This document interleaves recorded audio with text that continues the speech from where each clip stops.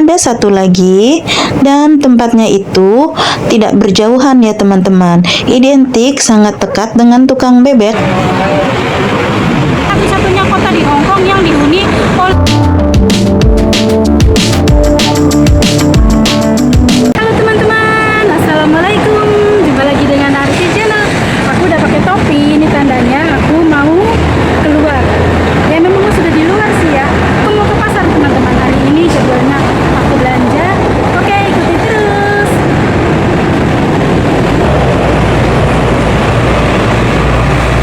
Aku selalu salfok sama desain gedung ini loh teman-teman. Unik banget menurut aku tuh. Beneran kreatif ya Hong Kong itu. Banyak sekali gedung-gedung unik. Ini tuh modelnya tuh kayak apa ya? Kayak kapal yang separuhnya udah tenggelam gitu. Jadi dia tuh bentuknya tuh nggak rata gitu. Kayak separuhnya udah tenggelam di bawah di dalam tanah gitu. Miring bentuknya itu. Jadi kayak seakan-akan tiap lantainya tuh miring gitu. Masa Allah, ini bapak-bapak pakai kalung gede banget, pakai anting pula. Aku yang perempuan nggak pakai apa-apa. Aku tuh kapok beli perhiasan di Hong Kong tuh, kalau dijual di Indonesia tuh rugi gede, rugi banget. Aku kemarin kan bawa anting 2, aku jual pas di rumah tuh, rugi banyak. Nah, di depan aku ini sepertinya orang Cina ya teman-teman. Jadi di sini statusnya mengungsi gitu. Lihat, mereka sedang makan ala kadarnya gitu di pinggir jalan. Kayaknya ini bukan beli, mereka bekal dari rumah gitu. Tuh, jadi nggak semua orang Hong Kong, orang Cina itu hidupnya mewah ya.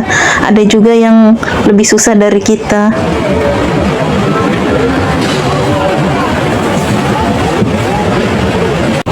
Nah, kalau ini tuh seperti mall, tapi khusus barang-barang dari Cina gitu. Jadi kalau teman-teman ingin mencari produk-produk Cina, nggak usah jauh-jauh ke Cina. Di sini tuh ada komplit gitu ya. Letaknya tuh di depan exit B1.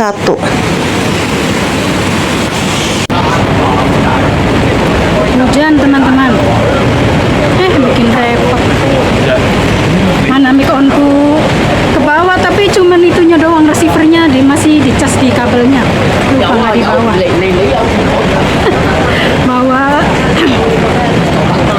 bawa wadahnya doang.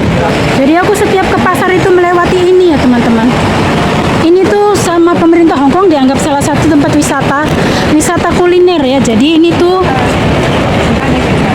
pernah aku vlog juga ya, sebelum aku masuk boarding tuh aku pernah ngevlog di sini. Kalau jam segini ya baru 1-2 yang buka. Ini tuh jadi jajanan khas Cina, kemudian India, Vietnam, Thailand, semuanya ada.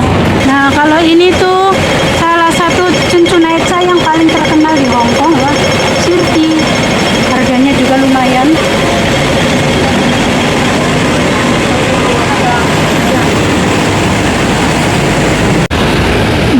Cece bawa neneknya.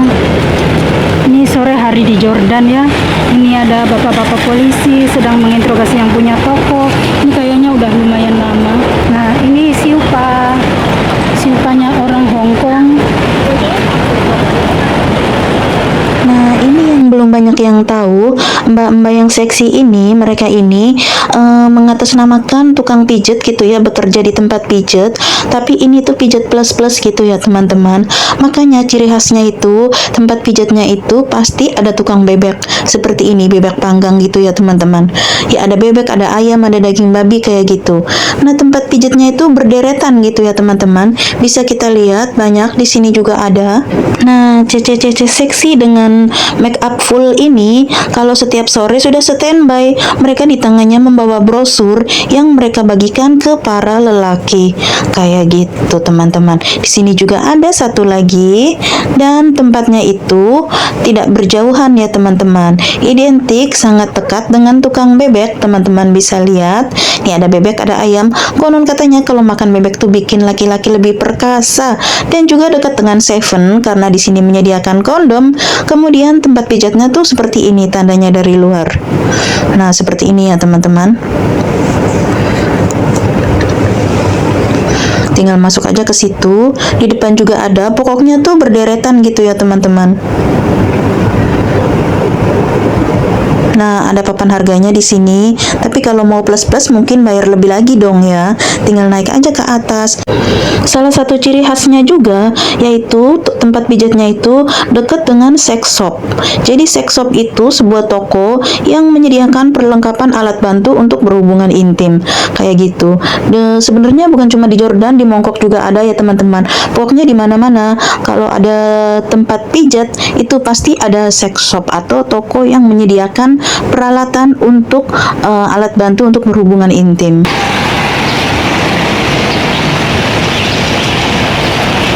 Nah, inilah uniknya kota Hong Kong, walaupun terkenal dengan negeri beton, tapi mereka kalau sedang pembangunan yang digunakan sebagai bahan utama itu dari bambu untuk menyangga itu ya. Dan teknik mengikatnya ini yang belum bisa dicontoh sama negara lain. Mari kita dekati. Nah, teknik mengikat yang seperti ini belum bisa dicontoh sama negara manapun. Nah, ini pasar. Pasarnya itu memanjang di sini, Bu. Ada buah, telur, sayuran. Sebelah sana. Kita masuk beli sayuran dulu di sini yang murah-murah. Nih ya.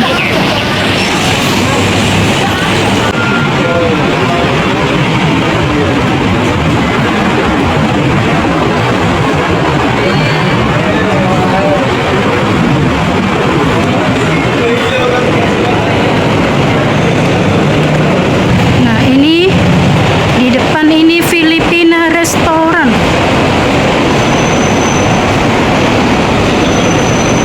Ini tuh Thailand masakannya.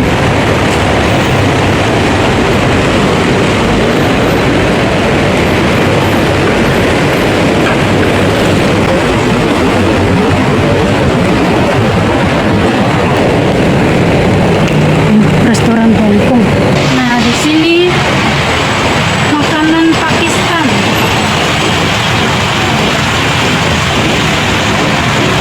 Seperti ini. Ada shawarma, ada kebab, ada pizza, ada sambusa. Yang ex Arab biasanya suka kangen masakan Arab ya, kan ini mirip-mirip ya. Ada biryani, ada kari. Waktu aku di boarding tuh aku part-time sama keluarga Filipin. Istrinya Filipin, suaminya Pakistan. Semoga suaraku nanti terdengar jelas ya teman-teman, karena aku nggak pakai mic on. Jadi inilah Jordan ya. Jordan itu kota yang dihuni oleh dari berbagai suku bangsa gitu ya. Ada dari suku India, ada dari Cina, ada penduduk asli Hong Kong sedikit banget gitu ya. Ada dari Pakistan. Jadi mereka tinggal di sini bersama keluarga mereka gitu. Makanya tidak heran di sini banyak sekali restoran Pakistan, Thailand, Vietnam, Filipina. Karena emang ini Jordan satu-satunya kota di Hong Kong yang dihuni oleh berbagai suku bangsa gitu. Jadi alhamdulillah aku tuh begitu masuk dikasih uang 1.000 untuk makan sama majikan ya. Jadi aku tuh kemarin libur ya pakai uang itu juga, uang makan aku gitu. Kalau majikan nggak ngasih uang, aku tuh belas nggak punya dolar teman-teman.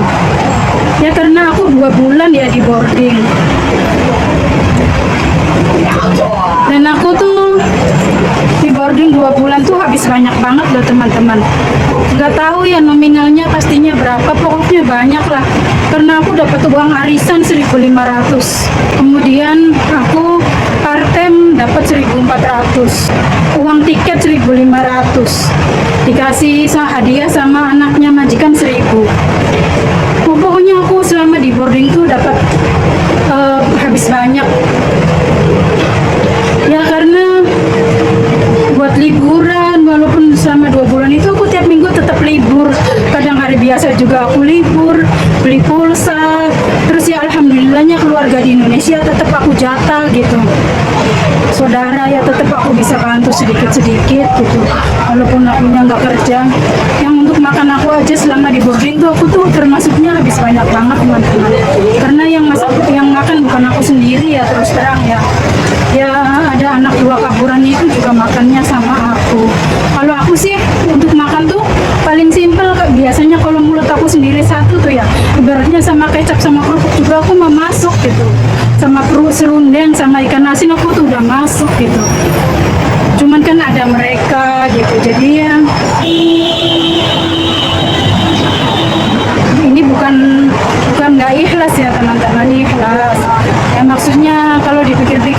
banyak banget aku tuh, tapi dihitung-hitung ya benar. Malahan ada satu dari dua bocil itu ya, dua bocil yang kaburan yang sempat aku upload videonya, kemudian aku take down lagi nggak lama gitu. Sempat salah satu dari mereka tuh pinjem katanya, "Ma," kayak kalau manggil aku tuh "Ma" ya, memang seumuran anak aku sih. "Ma," katanya, "aku pinjem dulu 50, tolong beliin pulsa, nanti pacarku besok kirim," katanya gitu. Ya aku beliin lah pulsa $50. Terus ya alhamdulillah sampai sekarang. Cuman nggak tahu ya sopan santunnya anak zaman sekarang tuh, ya nggak bayar ya nggak apa-apa, mungkin aku bisa mengikhlaskan. Boya ada basa-basinya gitu ya, "Ma," gitu, "akunya nggak bisa bayar atau gimana gitu, pacarku nggak jadi kirim atau gimana," nggak ada belas. Sampai dia pulang, sampai padahal ya aku bilang baik-baik loh, nanti kalau sampai Indo ngabarin ya jangan putus kontak ya. Sampai Indo belas, dua anak itu nggak ada yang ngabarin aku. Ya alhamdulillah. Jangankan membahas yang utang itu, malah aku sempat dengar dia ngomong begini, kan waktu itu aku ngasih dia $50, sedangkan untuk internet kan bulanan itu 88. Nah di HP aku tuh masih ada berapa gitu, pokoknya masih sisa berapa, aku kasih ke dia lah supaya genap 88. Nah temennya dia yang satunya lagi juga ngasih kayaknya sih 30-an gitu, genaplah 88. Akhirnya dia bisa internetan, terus dia nyeletuk katanya patungan, katanya tuh, katanya nanti buat kalau sambil makan nonton film horor. Rutinitas kita setiap malam tuh sambil makan tuh nonton film horor gitu, pakai HP-nya dia. Ya maksudnya sih biar jangan semua sibuk sama HP-nya masing-masing, kan lagi makan bareng gitu. Jadi kita tuh fokus di HP dia satu nonton film horor gitu. Nah dia tuh bilang kayak seakan-akan ya udah patungan pulsanya tuh nanti buat nonton film horor gitu. Ya kalau memang dia cara berpikirnya begitu, wah kurang ajar banget ya. Maksudnya kan hijabnya kan utang ya, walau misalnya nggak mau bayar ya tolonglah ada basa-basinya biar sopan gitu ya. Plus nggak ada, ya udahlah abaikan saja ya. Ada pepatah yang mengatakan kebaikan kita sama orang lain itu juga kebaikan yang akan kita terima dari orang lain, bukan dari orang yang kita baikin, dari jalan yang lain lagi gitu. Ini aku ngomong ya iseng-iseng aja gitu, keluarin unek-unek gitu.